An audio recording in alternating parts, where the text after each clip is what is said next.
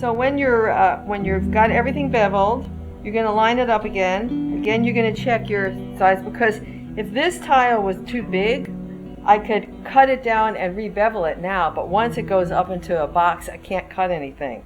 And if you have one piece that's slightly smaller, like this piece, that could be the piece for the top. You have to work with slip that's pretty thick, so hopefully this is thick enough.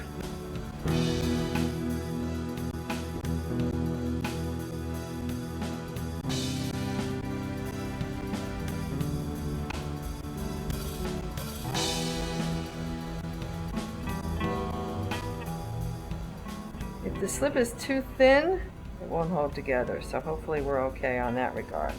A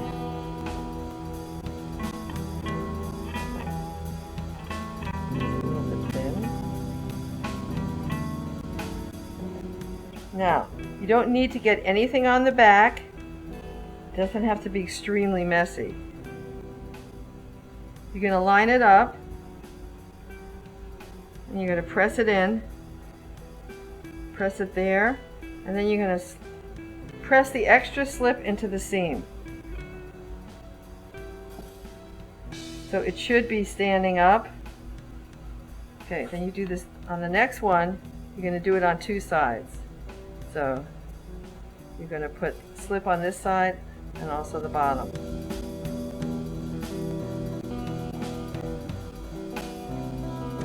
You really want to scrape it off your finger so that's enough. You don't want to just smooth it that way. You really have to have enough slip so that it'll actually squeeze through and come out the others through the seam. Okay, so you line it up again. You want to make sure you look at it this way. You line it up so that everything looks parallel. You're going to smooth the extra slip. Again, you press it from the bottom. And the important part is you pinch. You pinch the seams. And you pinch it several times.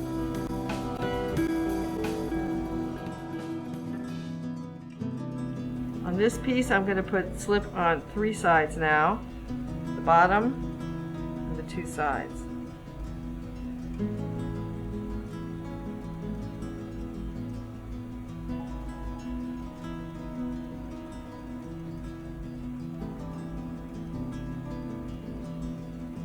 So again, you do not want to do that. You want to scrape it so that you've got a lot of slip. You're filling in what you cut off, essentially, with slip.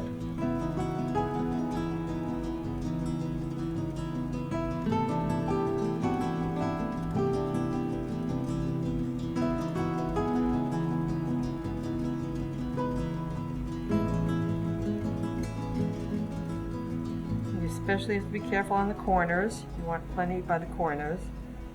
Corners are key. So you're going to line it up here.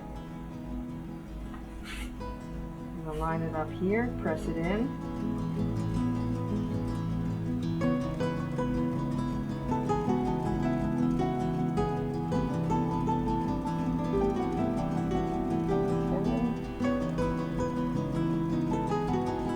Press the extra slip. You don't leave it in there if you can help it.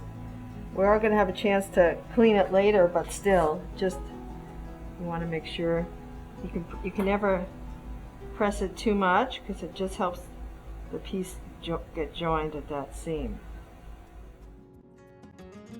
Okay, then the last piece, it gets on three sides as well.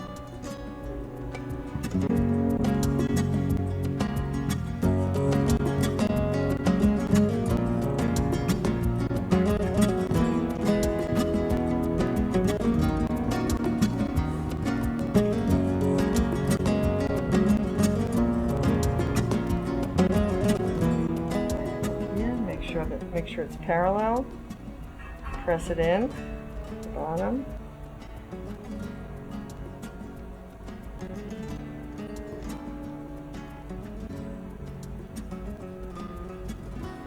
I'm going to make sure that the seams are meeting well before you press it down.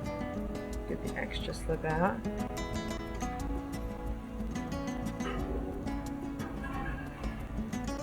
the extra slip, make sure you go over that seam.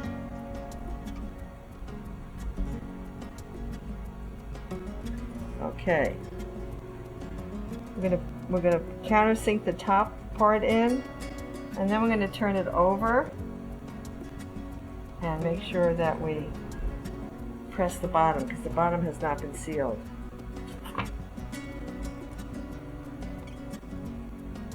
This naturally goes on all 4 sides.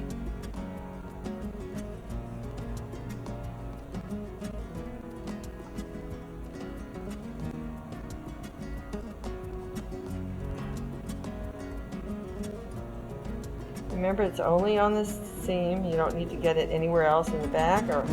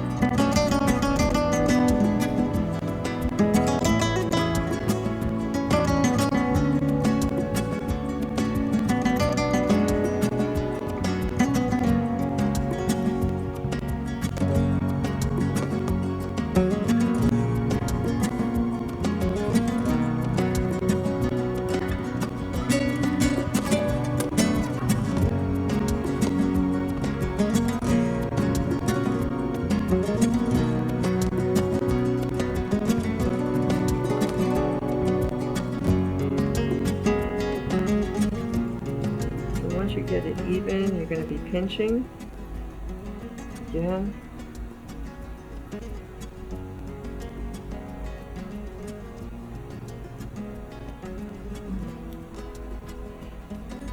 You don't want to see any kind of lines if you can.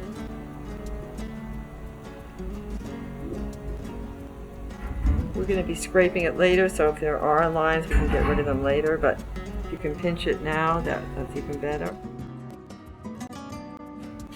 Okay, so then I'm going to turn it over and pinch the bottom.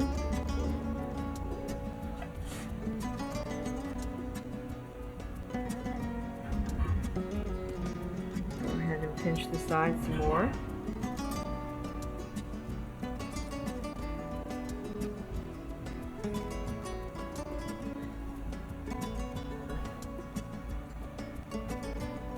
Then tomorrow we'll scrape it, cut the puzzle lid, and add the design.